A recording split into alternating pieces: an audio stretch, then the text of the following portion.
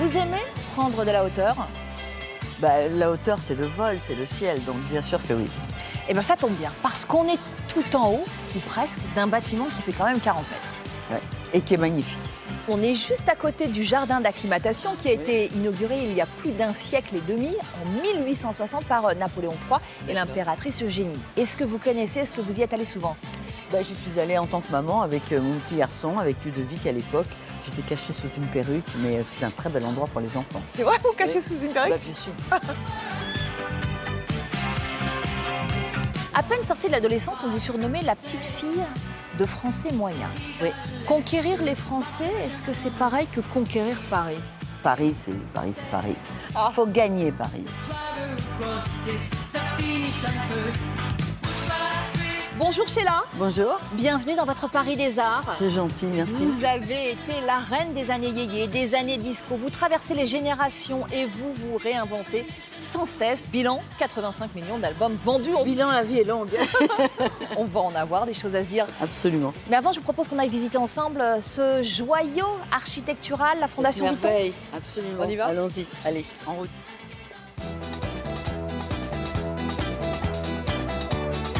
La Fondation Vuitton abrite l'une des plus belles collections d'art contemporain au monde, dans un écrin. Un immense édifice d'acier, de béton, de bois et de verre qui semble s'être posé sur un miroir d'eau.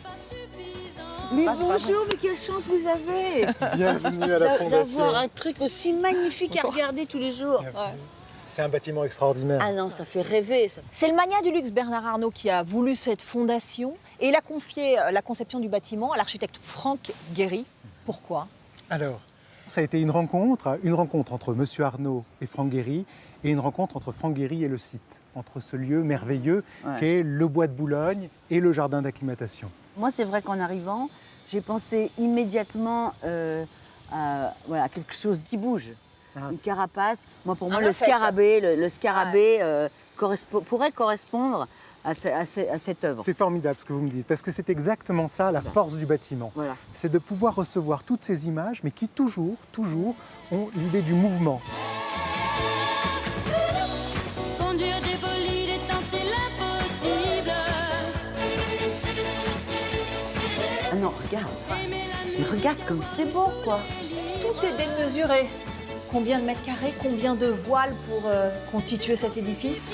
Alors, ce sont 12 voiles de verre composées de 3600 panneaux, 3600 panneaux courts, tous différents les uns des autres. Tout est dans la précision, tout est dans la technologie, au service d'un geste créatif. Absolument. Et puis en plus, au service de ce qu'on va mettre dedans. Oui, mais alors moi, je me posais une question, justement, à propos des œuvres d'art.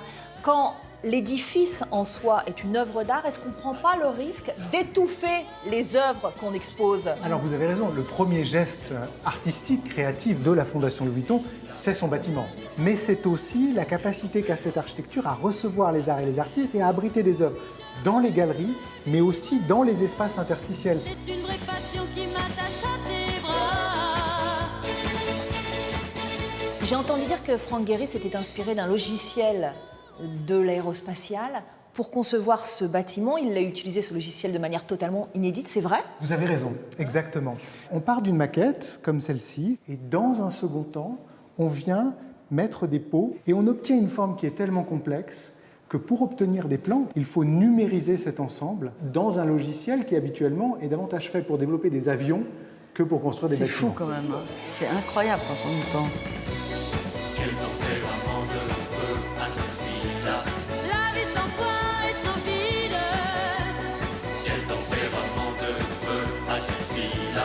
J'ai envie de vivre. Sheila, préparer une interview de vous, c'est un exercice vertigineux parce qu'en presque 60 ans de carrière, vous n'avez cessé de vous réinventer. Mais comme vous êtes toujours résolument tourné vers l'avenir, avant de regarder dans le rétroviseur, on regarde droit devant. Qu'est-ce que D'accord. vous nous préparez? Oh là, mon Dieu. Alors, j'ai pas assez de temps pour tous les projets. L'album, le fameux album, qui j'espère va arriver très vite. Ensuite, sur la scène, bien sûr, j'ai des tournées. Je pars à l'étranger, je vais en Belgique, à l'île Maurice, enfin, je voyage. Bien sûr, je commence à penser à mes 60 ans de carrière. Je ne sais pas du tout ce que je vais faire, je vais voir, mais ça me trottine dans la tête. Bon, allez, on y va, on fait un grand bond en arrière. D'accord. 85 millions d'albums vendus, 39 disques d'or en France, 90 dans le monde. C'est tellement fou qu'on a presque oublié comment tout cela a débuté. Ah bah, c'est bien de regarder alors, parce que même moi, je crois que j'ai oublié. C'est en 1962. Ouais, 62, 62, alors ça commence par Sheila, la chanson dont j'ai pris le nom, qui était une chanson de Lucky Blondeau. Jolie petite Sheila, j'aime bien me répéter. Un an plus tard, 1963, L'école est finie est un tube, 1 500 000 exemplaires Ouais. vendus. C'est l'époque des yéyés. Votre producteur vous façonne une image de jeune fille sage, avec des couettes, avec une jupe à carreaux. Ouais, on dit qu'il façonne, oui, enfin je pense surtout qu'il s'est inspiré de ce que j'étais à l'époque. Je crois que j'étais une gamine, j'étais vraiment une gamine. Alors dégourdie, un peu démerdarde, voilà, je courais un peu partout et tout, et surtout très besogneuse. Je suis quelqu'un qui a été dressé par ses parents à bien faire le travail. Donc j'ai passé des heures et des heures à répéter. Le succès vous tombe dessus littéralement. C'est fulgurant. Après ce titre, vous devenez une vedette. Est-ce que ça a été violent? C'est violent parce qu'on passe à 17 ans de l'anonymat le plus complet à cloîtré, enfermé, je ne pouvais plus marcher dans la rue, je ne pouvais plus rien faire, j'avais des gens qui dormaient sur mon tapis, j'avais des gens dans le parking. Enfin, c'est très oppressant et très stressant. La gloire, c'est synonyme de perte de liberté. Les tubes s'enchaînent. Première surprise partie. Vous, les copains, Bang Bang, que moi j'adore. Est-ce que vous les aimez toujours, ces tubes, ou est-ce que Alors, vous en avez un peu marre de les chanter? faut dire que la chance que j'ai, c'est que là, je travaille avec le groupe Hashtag. Donc, ça m'aide à avoir envie de les rechanter parce qu'elles sont différentes et ça devient pour moi un peu des nouveautés. Mais c'est vrai que j'avoue que presque plus de 50 ans après, de temps en temps, quand on me dit « Ah, vous n'avez pas chanté, l'école est finie ?» Oui, bon.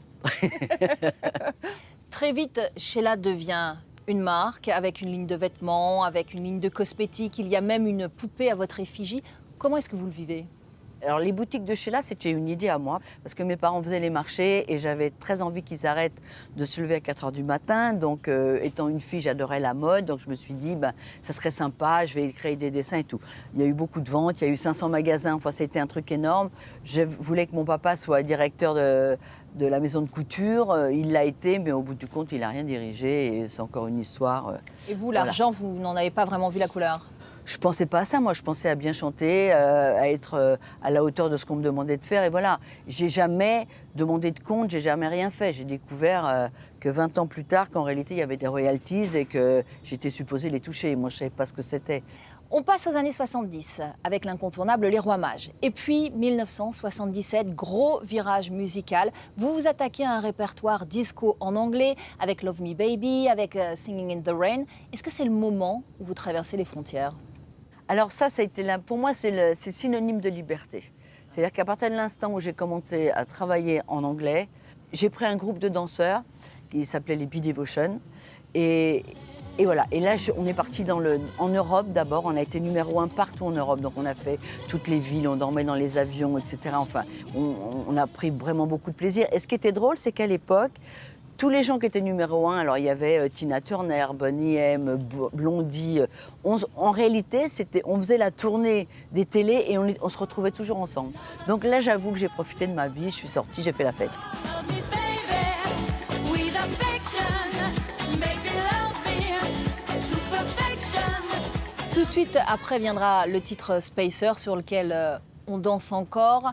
C'est la rencontre avec Nile Rodgers, qui a quand même écrit pour Madonna, pour David Bowie, pour Daft Punk et tant d'autres. Magnifique rencontre.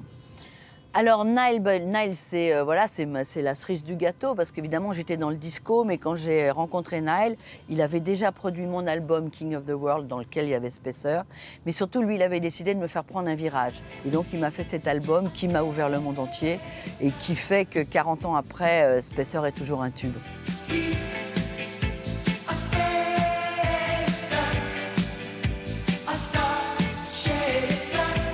Dans les années 80, vous revenez à la chanson française, nouveau virage, plus rock cette fois-ci, tournée triomphale au Zénith et puis coup de théâtre en 1989 sur la scène de l'Olympia. En larmes, vous chantez « Je suis venue te dire que je m'en vais » de Serge Gainsbourg. Je suis venue te dire que je m'en vais. et vous annoncez que vous quittez tout. Qu'est-ce qui se passe à ce moment-là? Alors, ce qui se passe, c'est que ça faisait déjà un long moment que je chantais. À l'époque, j'ai une énorme vendeuse de disques. Et je voulais sortir un album et je me suis retrouvée devant des gens que j'ai connus débutants et qui me demandaient de faire des maquettes.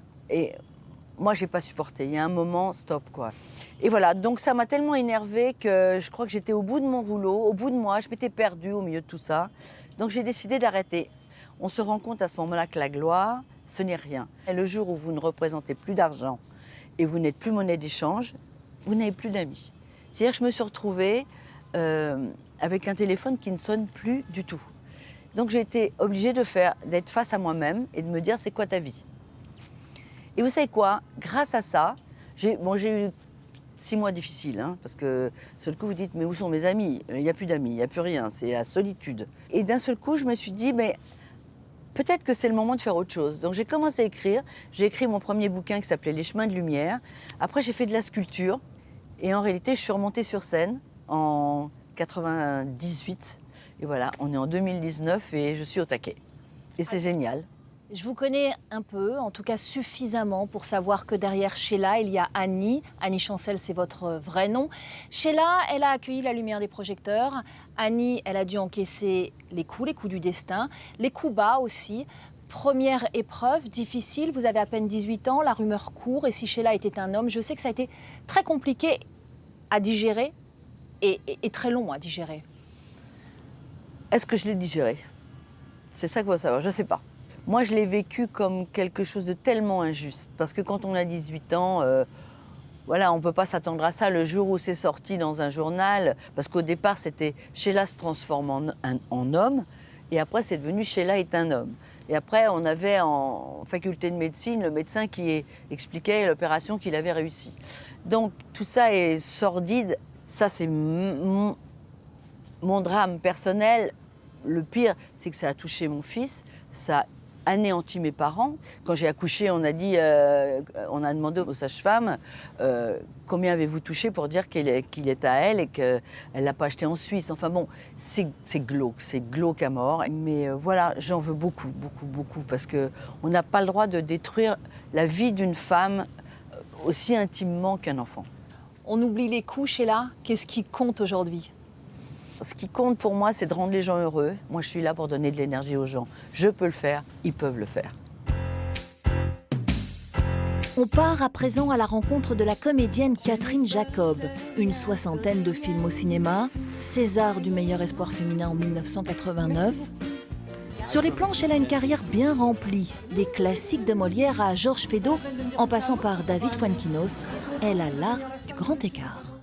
Alors, comment est-ce que vous vous êtes rencontrées, toutes les deux? Alors déjà, c'est une amie. J'ai une admiration folle pour elle. Elle me fait beaucoup rire. Elle a beaucoup d'humour. Et on s'est rencontrés pour mes 40 ans de carrière, où elle est venue en surprise parler de moi gentiment. Et voilà comment on s'est rencontrés la première fois. Et je ne m'y attendais pas du tout, parce qu'évidemment, je ne peux pas imaginer que Catherine Jacob va avoir une certaine admiration pour Sheila. Absolument, mais moi j'étais déjà venue, c'était à l'Alhambra, et c'est grâce à un ami commun qu'on peut citer, peut-être, qui est un grand médium, qui est Marc Estève. Voilà. Nous avons des amis communs. Ah, vous avez le même médium, voilà. Nous avons des amis de la Twilight Zone. D'accord. Donc Catherine Jacob qui admire Sheila, est-ce que Sheila admire Catherine Jacob? Je voulais quand même spécifier que cette charmante Catherine a quand même tourné avec Monsieur Rochefort, Monsieur Marielle et Monsieur Philippe Noiret. Moi, j'aurais juste voulu leur dire bonjour. Oui, mais c'est ce que j'ai fait. Hein. J'ai fait bonjour.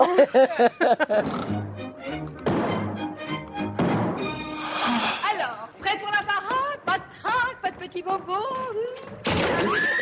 Bon, on parle un petit peu de cette rentrée, un film qui vient de passer sur France 3, La malédiction du volcan. Et puis cet ouvrage, c'est un recueil d'interviews. Est-ce que vous pouvez nous en dire un peu plus? Alors, c'est une idée de Franck Leclerc, journaliste à Nice Matin. C'est un recueil d'interviews de femmes fortes, construites, qui ont des carrières, pour lesquels rien n'a été facile. Mais c'est ça l'avenir. Et voilà, c'est pas un livre de Greluchette, vous voyez, c'est pas le genre de C'est maison. pas un livre de Greluchette. Et vous les interviewez sur quel sujet? Sur le rapport homme-femme? Comment elles se sont construites et comment elles ont rebondi. Et c'est vraiment leurs histoires de maîtrise elles-mêmes. Et c'est surtout pas en dessous de la ceinture. Et c'est l'heure à présent de poser à Sheila quelques-unes des très nombreuses questions de nos internautes.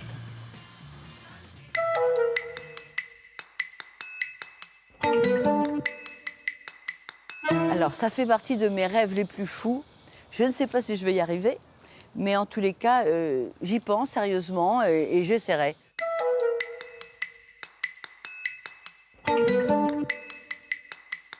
Mes tenues sont enfermées depuis trop d'années et donc j'ai très envie de les sortir parce qu'il y en a des très jolies, vraiment.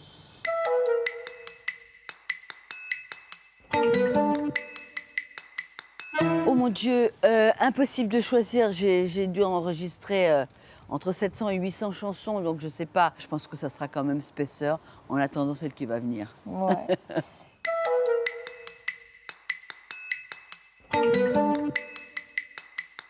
Oui, j'ai envie de faire du théâtre, mais j'ai envie d'être très bien entourée. Ce qui m'intéresse, c'est la relation humaine et apprendre.